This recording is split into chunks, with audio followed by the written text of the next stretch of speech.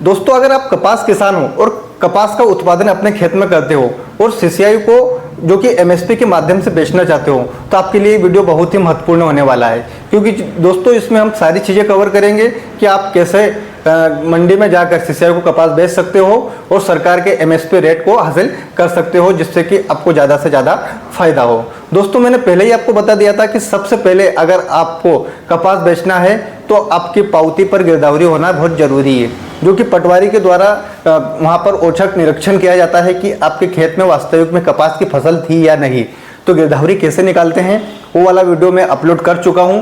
साथ ही उसके बाद दोस्तों आता है कि कपास किसान ऐप पर रजिस्ट्रेशन सरकार ने क्या किया है इस बार, कि आप घर बैठे आसानी से घर पर ही कपास में ऐप के माध्यम से रजिस्ट्रेशन कर सकते हो, जो कि बहुत सिंपल है। दोस्तों, मैंने स्टेप बाय स्टेप गाइड करके आपको बताया है, सारी चीज़ें उसमें व्यवस्थित बताई गई है, तो आप वहां से कर सकते हो। मैंने वीडियो अपलोड कर दिया है। अभी तक आपने अगर हमारा चैनल सब्सक्राइब नहीं किया है और चैनल पर पहली बार है तो सब्सक्राइब जरूर कर लिए, क्योंकि कपास किसान ऐप रजिस्ट्रेशन के साथ मैंने स्लॉट बुकिंग का भी बताया था। बहुत सारे किसान अभी भी स्लॉट बुकिंग के मारे परेशान है, उनका स्लॉट बुकिंग नहीं हो रहा है। लेकिन मैंने आपको एक ऐसा ट्रिक बताया था जिससे कि हमारे जितने दर्शक हैं और जो जिनका कपास में उन्होंने रजिस्ट्रेशन करने के बाद जिनका स्लॉट बुकिंग नहीं हो रहा था, उनका भी स्लॉट बुकिंग हो गया है। साथ ही उसका पेमेंट कैसे आएगा ये भी मैंने सारी चीज़ें उस वीडियो डालकर बता दी है। तो दोस्तों, चैनल को सब्सक्राइब करना ना भूला। लेकिन सबसे मेन बात आती है कि आप मंडी में कपास तो ले जाओगे, तो आपका कपास सीसीआई खरीदेगी भी या नहीं उसका, क्योंकि उसके भी 2-4 उन्होंने वहाँ पर कहीं ना कहीं नमी सेट कर रखी है। नमी मतलब मॉइस्चर आपके कपास में कितना है। अगर आपका कपास ज़्यादा ही खराब है तो सीसीआई उसे नहीं खरीदेगा, क्योंकि दोस्तों बहुत सारी मंडी में बहुत सारा माल आता है जो कि सीसीआई वाले सुबह से जाते हैं और वहाँ पर देखते हैं कि हमें कौन कौन सा माल खरीदना है, हमारी ग्रेड में कौन कौन सा आ रहा है। तो दोस्तों, सरकार ने पहले 2 ग्रेड तय की थी, ग्रेड ए और ग्रेड बी। तो ग्रेड ए में 8,110 रुपये और ग्रेड बी में 7,710 रुपये मिलते थे।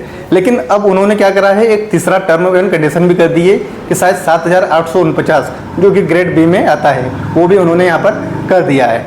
तो दोस्तों, आपको कैसा कपास लाना है जिससे कि आप वहाँ पर बेच पाओ। तो देखिए, ग्रेड ए में अगर आप बेचना चाहते हो तो उसके लिए आपकी कपास क्वालिटी भी एक ग्रेड की होना चाहिए।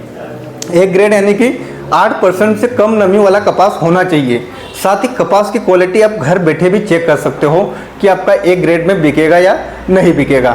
तो देखिए दोस्तों, एक ग्रेड का कपास जो कि उसके जो कहीं ना कहीं जो कपास होता है वो काफ़ी खिला हुआ होता है, और जो उसके अगर आप उसको हाथ से ऐसे खींच कर देखोगे तो उसके रेशे थोड़े से लंबे जाएंगे।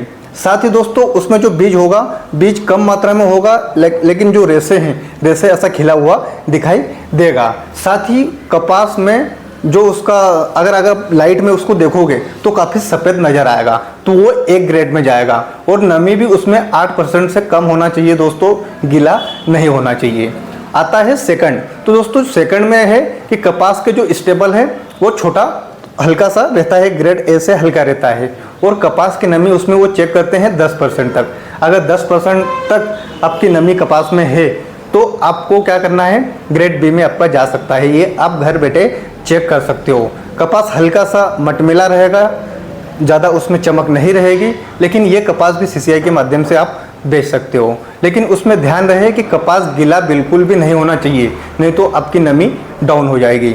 आपको 10% से अंदर ही उसकी नमी रखना है। तो दोस्तों, जब भी आप कपास खेत में से बीन के लाए तो जिसमें भी अगर आप कुछ थैली में भी ला रहे हो तो साफ़ सुथरी हो, उसमें डंठल या कहे कि पत्ते नहीं हो, और अगर हो भी तो घर पर दोस्तों उसे सुखा ले और जो डंठल और पत्तियाँ आती है उसमें उसे साफ कर लो, तभी आप किसान ऐप के माध्यम से सीसीआई में कपास बेच पाओगे और सरकार की एमएसपी का लाभ ले पाओगे।